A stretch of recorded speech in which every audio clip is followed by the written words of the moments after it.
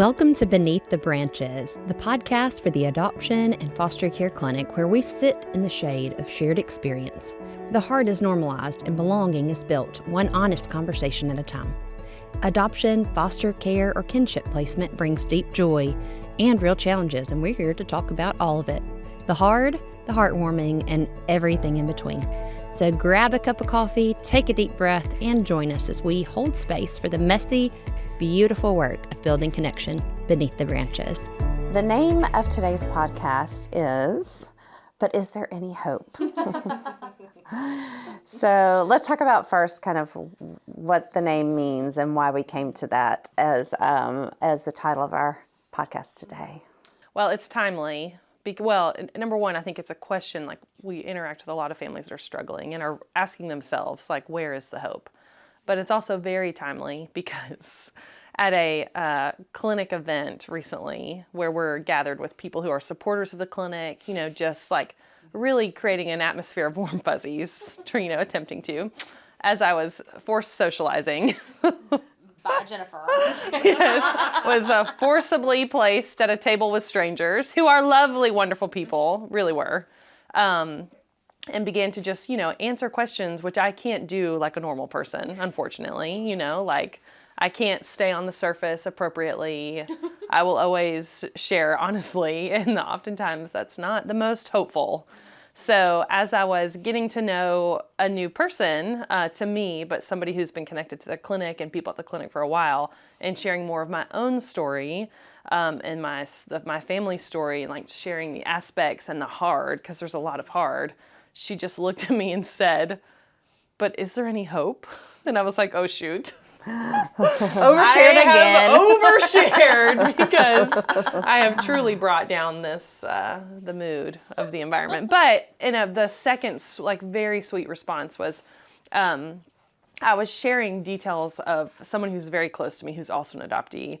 And the next question was, what was their name? And I'm going to begin praying for them because I believe in miracles, So it was very sweet. And that meant a lot to me. But, it did. We all did have a good laugh afterwards about, Only because we know Caitlin well. And it's not the first time. This is like it just happens. I don't know how to avoid it. It happens. So.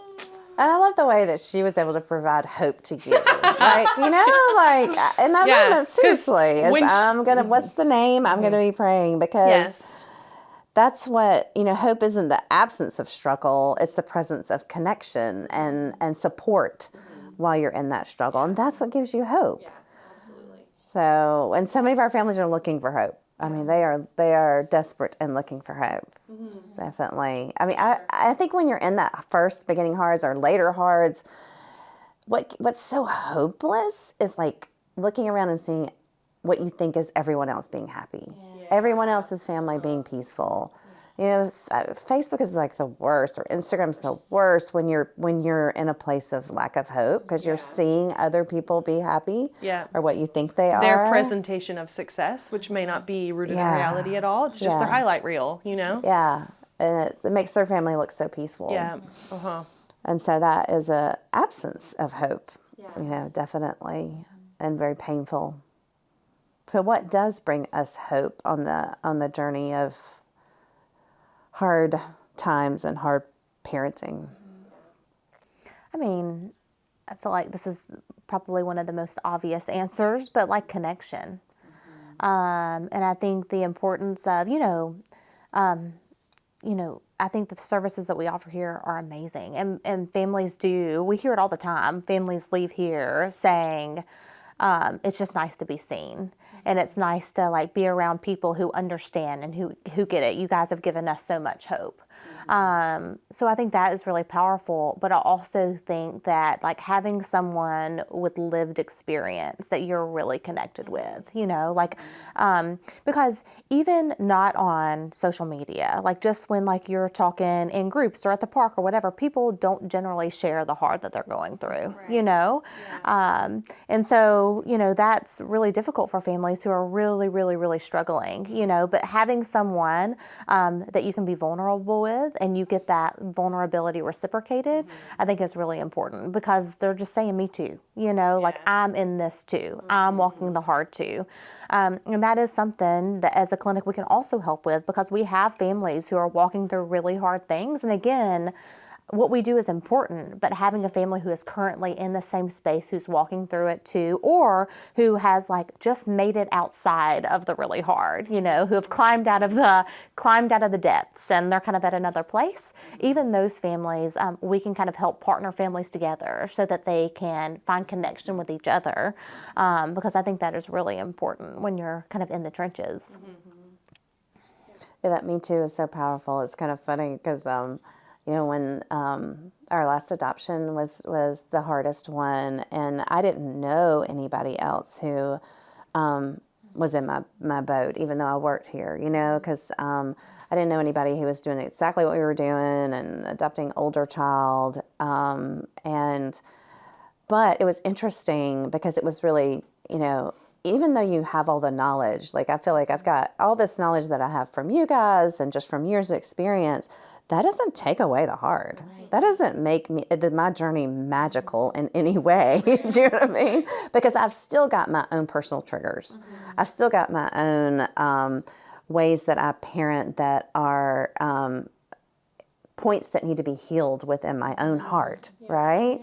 And so knowledge isn't just the only thing that fixes this. And I think it was interesting because then I'm in the middle of my misery and my patients are like, we have so much hope because it was hard for you too. So that actually was hopeful for me. Like, okay, this is wonderful just to be transparent and to be loved for being transparent in the hard, Yeah, for sure. It was a neat experience. Yeah. But, also I think outside, when I really did need support, I didn't have to always have somebody that was going through it. Like I kind of had to learn, well, what's the next best thing? And that was people who wouldn't judge me for feeling less than thrilled to have waited so long and to finally adopted, and that wouldn't judge me for those hard behaviors, those hard thoughts I was having. My only regret is I wish that my daughter would have had that. She didn't have that either. For a friend to say it's okay to feel those things you're feeling. So I feel like I got more than she was able to get, and that made me sad. I wish she could have gotten that too. That hope that I was getting from my friends. I think another important part that we were kind of talking about earlier, you mentioned, is expectations. Yes. I think expectations are a really powerful thermometer for like what your temperature gauge is for hope. Like if your expectations are very high, hope is going to be hard to achieve because you've set the standard so high. But if your expectations are, a little more realistic and maybe, shoot them a little low to do yourself a solid, there's a lot of hope to be found, Like if you wake up and you say, my expectation today is that we make it to bedtime, and when we make it to bedtime, I'm going to feel good because we've survived another day.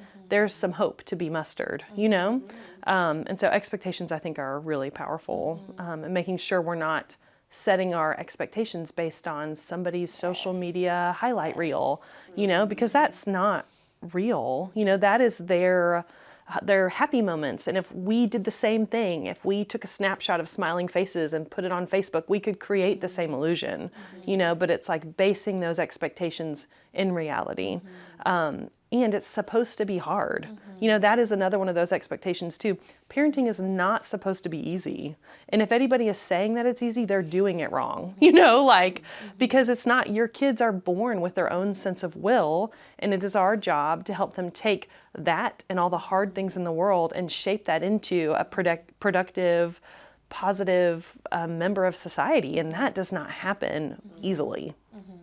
And I think that with expectations, I think the earlier you can set those lower, the better, you know, like, and I think that is one thing that, you know, regardless of how you came, how your family came to be, you know, whether that is through an agency, through the system, through kinship, I think that, you know, when you are preparing yourself to become a family who is created through adoption, foster care, kinship, you begin then. And it's part of the agency's job to help families set appropriate expectations and education. And I think that is so important, you know, like just early on to go ahead and set those and educate yourself as much as possible. And we talk about in here like it's a marathon, you know, like so you're setting your expectation for a marathon, not for a sprint, you know. It's not like we're sprinting to become parents or we're sprinting to create our family and then we're going to arrive and it's going to be great. It is a marathon. Like that's just the start line, you know, and then you have the whole stretch of work ahead of you into achieving that like feeling of family and cohesion. It takes time and effort and tears and blood and sweat, you know, like it's a lot. So just even from the beginning, like setting that expectation of like, we are running a marathon together. We use that a lot around here. Yeah. And running a marathon does require a lot of self-care. Yeah. Yes. A lot of self-care. I think self-care can sometimes bring Yeah. hope because all of a sudden you're out of the dark. You're able to, you know, by going on that walk, allowing yourself that, getting a massage, you know, whatever brings you relief can often shift your hope level, you know, just biologically. Yeah. Yeah, and having your cheerleaders on the sidelines, you know, like having the people who see you in the struggle and you're like, it's hard, but you're doing it. Like, you got it. Like, keep going one more step. Like, you're doing the right thing. You're choosing the hard. This is what you got to do. And that support team is made up of like therapists and pediatricians and occupational therapists and speech therapists and friends and family members, church members that are all educated and aware of what our kids are facing, the challenges we face in these the families that we're in. And along with that, like, you've got to be willing to be vulnerable and you've got to be willing to ask for help, you know, and that doesn't come natural for some people.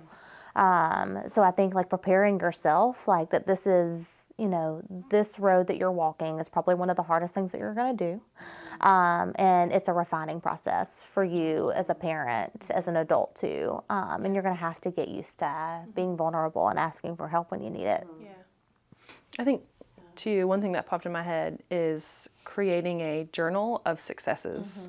So like when you have something, a positive thing that happened that day, you write it down so that way you can go back to it when you're struggling. So like if you're struggling with your kiddo, getting them to like try a new food, and that is a really big source of stress, but that day they tried a new snack and they liked it and it went okay. You write that down so like the next day or a week later, a month later, and you're on to the next hard, you can go back and see like, okay, we have made some ground. Like, look at all these, we've had so many successes. So you just have a record that you can go back and count your joys, you know? I thought it was helpful too to write down the bad things because then I could see the progression there, you know, like, well, we're not doing that anymore. Yeah, yes, yes. Like, you can forget in the moment because it's still hard. Yes. So you can forget that it was harder even, you know? And that's one thing that we as a clinic can help with too, you know, because generally we follow patients pretty closely, but sometimes it's 2 or 3 months before we see you back. And so like when you come in, we're checking on progress, we're checking on rate of catch up. So for us, it's really easy for us to see all the gains that your family makes in 2, 3, 6, 12 months, you know, but when you're in the grind, when you're in the day to day, it's really, really hard to see. But when we see it, we can help champion you and celebrate with you because it's such a stark difference that we get to see on this side versus for families who are in the hard every single day, every moment. You know, I think one thing that was hard for me is that I typically draw my hope from my faith community, you know, from my church. And that was a little harder because I didn't have as many people in my church that were going through the same thing, you know. And then all of a sudden I'm like, wait. And then also like, where is God in this? Because this is like, he's given me way more than I thought I should take on. You know what I mean? And that, I think that was a bit of a crisis of faith for me because of how hard things were at certain points. But, and the hope that I could feel was that he was changing me inside. You know, he was changing me and all things that, and that's what we do as parents. We evolve as parents, you know, and we see that we come out on the other side as different people. As I'm definitely now more faith-filled than I was even before, because I'm like, okay, I went through all that and that pain, and it created endurance, and then it created hope, you know, and finally in the end. And so that's nice to be able to reach out to somebody in your faith family that has either gone through something like that or just gone through something really, really hard to like, how do I process this now? And what I thought that the Lord was going to give me and what they actually gave me, you know, how do I process this? Then that was really helpful for me to clarify that. You know, something that we've talked about a lot is, you know, that this process is a marathon, it's not a sprint, you know? And I think one of the things that families struggle with is just not having an end point. Like, when will the struggle end, you know? Because when families come in, so often they're like, please help us, please fix us, you know? And I think that can be a really hard place to be, and a hope buster, you know, when families don't know that there's going to be an end to the hard. So we've talked about expectations. I think one of the expectations is hope looks different. You know, like, instead of hope being at the very end of the journey, you've got to redefine hope and what that looks like for your family. And so I think some ways that families can have hope, can kind of have that through the journey versus at the end is, you know, community. We've talked about like the importance of community and people who are also struggling, but also, you know, talk a little bit about the event that we just had, because I think so many families found just hope and respite in that. Yeah, we just had our family fun day, which is kind of like a family reunion for all of our patients. And I mean, I found so much hope in that, because you know, you're looking at all these families and we know their stories, right? We know what hard is going on in their families and what good is going on in their families. We kind of can see, and just seeing them all together and thriving and playing. You know, there was some, you know, dysregulation happening too, but it was just hopeful to be like, okay, we're all on this journey together. And so hopefully that can become really a powerful day for people, you know, over the years, to have people that they see are going through the hard as well, and have all their kids, you know, playing together and giving lots of grace for dysregulated moments. You know, we had our little sensory room where, like, we all know our kids sometimes need that calm down space, you know, just being all together. A place of so much non-judgment, you know, so much like, non-judgment.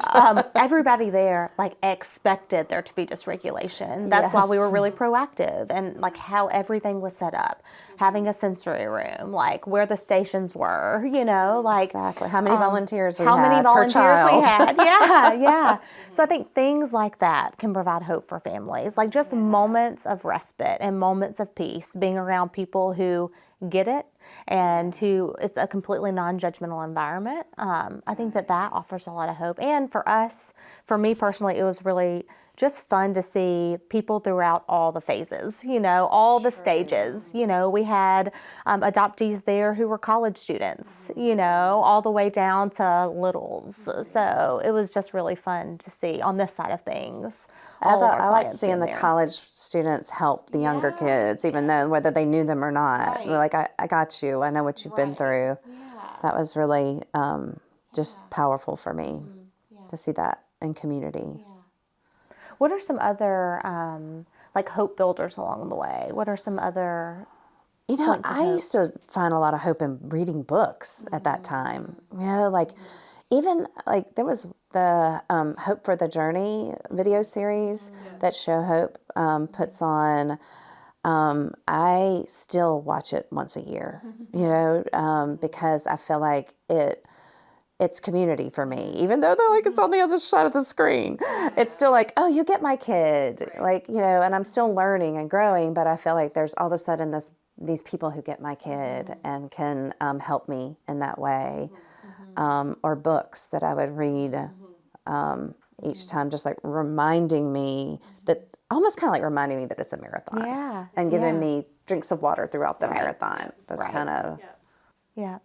For me, as a practitioner, is being able to see, like, in the community, how many other adoption competent, trauma competent practitioners are coming up, because 15 years ago, there weren't very many of us, like as counselors, there were only like a small handful that were out there. And, as time has gone on, more people have become interested and passionate about the work that we do. So there are more that are becoming trained to help our kids, and so that has been really hopeful for me to see.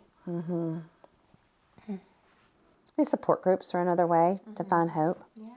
Parent support groups, kid support groups are another way to find hope, because again, it's community, people who understand you. I think what you said earlier about starting a journal, I think that can be really powerful, because it encourages families to kind of champion and celebrate like the small things, not the really big things, but like the small things from day to day. And I think that that's what you have to learn to do in redefining hope and what that's going to look like for your family. I think another thing that fosters hope is also empathy. Like we're talking about having others and they're empathetic towards you. But also, like, you've got to remember your child is likely, they're not able to express it, but they're likely feeling hopeless as well. And we so focused on our own hope that sometimes when we take a moment to think, gosh, how much my child must feel, then somehow that empathy also fosters that hope. Like, okay, we're doing this together and we're supporting each other, even though sometimes it can feel like one against the other. We're still in this together, even though our journeys are different and our walks are different, and we trigger each other. Yeah. Empathy creates connection, and so it goes back to like connection being an avenue for hope, for increased hope. Because if you can understand and relate and connect and empathize, you can feel, like you said, partnered. Like, we can do this. I understand. It's hard, but we've got it, And it goes back to, too, what we say all the time of behavior being communication, like the hard behavior in front of you is not an indication of failure. It's not a measure of lack of success. It's just a communication of a need. That like feeling of failure can tank our hope, But if we can use empathy and connection to understand what's happening, we can re-establish that feeling of hope with it through empathy and connection with our kids. And for my clients, I think like parent coaching is really powerful for them, because when we're helping a family through parent coaching, we're in it with them from the day to day. They come to us with like a specific incident or behavior that they're really having trouble with, and we're like, okay, I get that. Like, let's try this instead. I want you to respond like this, or I want you to do this instead of what you're doing. So families just feel like, okay, we're not in this alone. Like, I don't have to come up with all the things. Like I have somebody who is like by my side, like a co-parent almost, like a invisible co-parent that can come alongside me and help in the hard. So I hear a lot of families say that has really given them hope. And to celebrate the little joys, because their friends aren't celebrating that their 13-year-old took a shower. Right. But you're going to celebrate that with them. And acknowledge how big of a gain that was, That's so true. So I guess we'd say to our listeners, if you're asking, but is there any hope? We hope to help you guys on this, to find that through our clinic and through resources that we can give you through our clinic. That's one reason why we exist, is to try and bring community connection through, whether it be clinic visits, parent coaching, resources, and fun events for people to connect to, or even this podcast hopefully will bring some hope for people not feeling so alone. And we'll try to link some of the resources we've mentioned at the bottom of the podcast as well for you to help you along the way. Thank you for joining the Adoption and Foster Care Clinic for another episode of Beneath the Branches, a podcast for adoptive, foster, and kinship care families. We are deeply grateful to our sponsor, Show Hope, for their generous support and their continued work to break down barriers to adoption and support families every step of the way. Until next time, may you feel covered, connected, and never alone beneath the branches.